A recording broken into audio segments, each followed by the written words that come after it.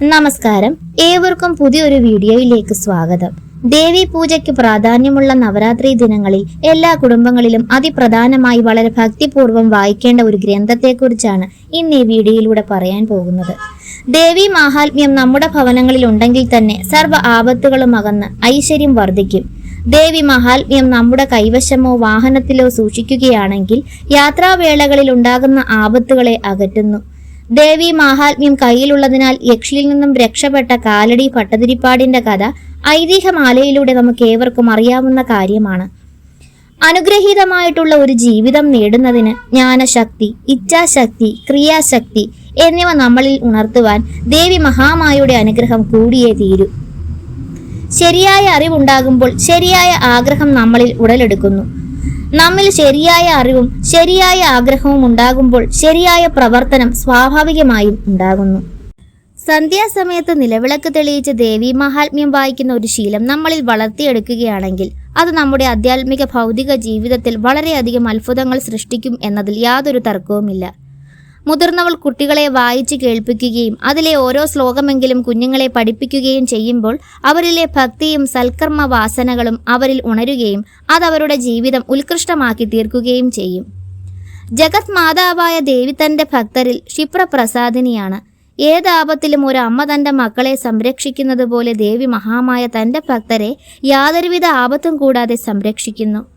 മാർക്കണ്ഡേയ പുരാണത്തിന്റെ ഭാഗമായ ദേവി മഹാത്മ്യം 700 ശ്ലോകങ്ങളോട് കൂടിയതിനാൽ ദുർഗ സപ്തശതി എന്നും അറിയപ്പെടുന്നുണ്ട്. ഈ കൃതിക്ക് ചണ്ഡീപാഠം എന്ന പേരും കൂടിയുണ്ട്. ഇതിലെ 700 ശ്ലോകങ്ങൾ 13 അധ്യായങ്ങളായി ക്രമീകരിക്കപ്പെട്ടിരിക്കുന്നു. മഹാകാളി, മഹാലക്ഷ്മി, മഹാസരസ്വതി എന്നീ രൂപങ്ങളിൽ ദേവി മഹിഷൻ, ശുംഭനിശംഭന്മാർ, ധൂമ്രലോചനൻ, ചണ്ഡമുണ്ടന്മാർ, രക്തബീജൻ എന്നീ അസുരന്മാരുടെ വധവും ഭഗവതിയുടെ മറ്റനേകം ഭാവങ്ങളുടെ സ്തുതികളും ഇതിൽ ഉൾപ്പെടുത്തിയിട്ടുണ്ട്. ഇതിലെ 11-ാം അധ്യായം ഏറെ പ്രധാനമായി കണക്കാക്കുന്നു. ഈ അധ്യായം പരാശക്തിയുടെ എല്ലാ ഭാവങ്ങളെയും ഉൾക്കൊള്ളുന്നുണ്ട്. വെള്ളിയാഴ്ചയാണ് 11-ാം അധ്യായം വായിക്കേണ്ടതെന്ന് വിശ്വസിക്കപ്പെടുന്നു. പ്രസിദ്ധമായ സർവമംഗള മംഗല്യേ എന്ന് തുടങ്ങുന്ന നാരായണീയ സ്തുതി ഈ അധ്യായത്തിലേതാണ്. എല്ലാ മന്ത്രങ്ങളും ഗുരുവിന്റെ ഉപദേശപ്രകാരം വേണം ചെയ്യേണ്ടത്. എന്നാൽ ദേവി മാഹാത്മ്യം പാരായണം ചെയ്യുമ്പോൾ ദേവിയെ തന്നെ ഗുരുവായി സങ്കല്പിച്ച് ഏതൊരാൾക്കും വായിക്കാമെന്നുള്ളതാണ് അതിന്റെ വാസ്തവം. നിലവിളക്കിന് മുൻപിൽ കിഴക്കോട്ട് ദർശനമായി നമുക്കിരുന്ന് വളരെ ശ്രദ്ധയോടും ഭക്തിയോടും ശുദ്ധിയോടും വിശ്വാസത്തോടും കൂടി ഗ്രന്ഥം പീഠത്തിൽ വെച്ച് പാരായണം ചെയ്യുക. അക്ഷരത്തെറ്റില്ലാതെയും അർത്ഥം മനസ്സിലാക്കിയും വേണം വായിക്കുവാൻ. ആദ്യമായി പാരായണം ചെയ്യുന്നവർ അർത്ഥസഹിതമുള്ള പുസ്തകങ്ങൾ പാരായണം ചെയ്യുന്നത് കൂടുതൽ കാര്യങ്ങൾ വളരെ എളുപ്പത്തിൽ മനസ്സിലാക്കാൻ സാധിക്കുന്നതാണ്. വളരെ ഉച്ചത്തിലോ പതിഞ്ഞ ശബ്ദത്തിലോ പാരായണം ചെയ്യരുത്. സംഗീതാത്മകമായി വായിക്കരുത്.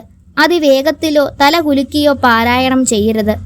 1-ാം അധ്യായം പ്രഥമചരിതവും 2, 3, 4 അധ്യായങ്ങൾ മധ്യമചരിതവും ശേഷം 9 അധ്യായങ്ങൾ ഉത്തമചരിതവുമാകുന്നു. ഓരോ അധ്യായവും മുഴുവനായും പാരായണം ചെയ്യണം. ഏതെങ്കിലും കാരണവശാൽ മുഴുവനായും പാരായണം ചെയ്യാൻ സാധിച്ചില്ല എങ്കിൽ ആ അധ്യായം ആദ്യം മുതൽ പാരായണം ചെയ്യണം. ദേവീ കവചം ജപിച്ച ശേഷം മാഹാത്മ്യം പാരായണം ചെയ്യുന്നവർക്ക് ഈ ഭൂമി എത്രകാലം നിലനിൽക്കുന്നുവോ അത്രകാലം വരെ പുത്രപൗത്രാദി സുഖങ്ങളോടുകൂടി ജീവിച്ച് ദേഹാന്ത്യത്തിൽ പരമപദം പൂകുകയും ചെയ്യുമെന്ന് പറയപ്പെടുന്നു. പാരായണ ക്രമങ്ങളും ഫലങ്ങളും ഇനി എന്തൊക്കെയാണെന്ന് നമുക്ക് നോക്കാം. ഐശ്വര്യം, പുഷ്ടി എന്നിവയ്ക്കായും 4 മുതൽ 10 വരെയുള്ള അധ്യായങ്ങൾ ആദ്യവും 1 മുതൽ 3 വരെയുള്ള അധ്യായം അതിനുശേഷവും 11 മുതൽ 13 വരെയുള്ള അധ്യായങ്ങൾ ഒടുവിലും പാരായണം ചെയ്യുക. മനഃശാന്തിക്കായി ആദ്യം മുതൽ അവസാനം വരെയുള്ള ക്രമത്തിൽ പാരായണം ചെയ്യാം. സങ്കട നിവർത്തിക്കായി അവസാനം മുതൽ ആദ്യം വരെയും പാരായണം ചെയ്യാം. ആദ്യം മുതൽ പാരായണം ചെയ്യുമ്പോൾ ഓരോ ദിവസവും ഓരോ അധ്യായങ്ങളായി പാരായണം ചെയ്യുക. ആദ്യ തവണ തുടക്കം മുതൽ അവസാനം വരെയും, രണ്ടാമത് അവസാനം മുതൽ ആദ്യം വരെയും, മൂന്നാമത് ആദ്യം മുതൽ അവസാനം വരെയും പാരായണം ചെയ്യുന്നത് ക്ഷിപ്രഫലസിദ്ധി ഉണ്ടാകുന്നു. ദേവി മാഹാത്മ്യം ദിവസേന പാരായണം ചെയ്യാൻ സാധിച്ചില്ലെങ്കിലും അതിലെ ഒരു ശ്ലോകമെങ്കിലും നിത്യേന പാരായണം ചെയ്യുകയും സമയം കിട്ടുമ്പോൾ പാരായണം തുടരുകയും ചെയ്യാവുന്നതാണ്. സർവമംഗള മംഗല്യേ ശിവേ സർവാർത്ഥ സാധികേ ശരണ്യേ ത്രയംബക ഗൗരി നാരായണി നമോസ്തുതേ. ഏറ്റവും പ്രസിദ്ധവും പ്രധാനപ്പെട്ടതുമായ ഈ ശ്ലോകം മംഗളപ്രദവും ആപത്തുകളെ അകറ്റുന്നതും സർവ്വ സൗഭാഗ്യങ്ങളെ നൽകുന്നതുമാണ്. ദിവസേനയുള്ള സന്ധ്യാനാമ ജപ സമയങ്ങളിൽ ഈ മന്ത്രം ഉൾപ്പെടുത്തുന്നത് അഭിവൃദ്ധിയും ഐശ്വര്യവും നൽകുന്നു.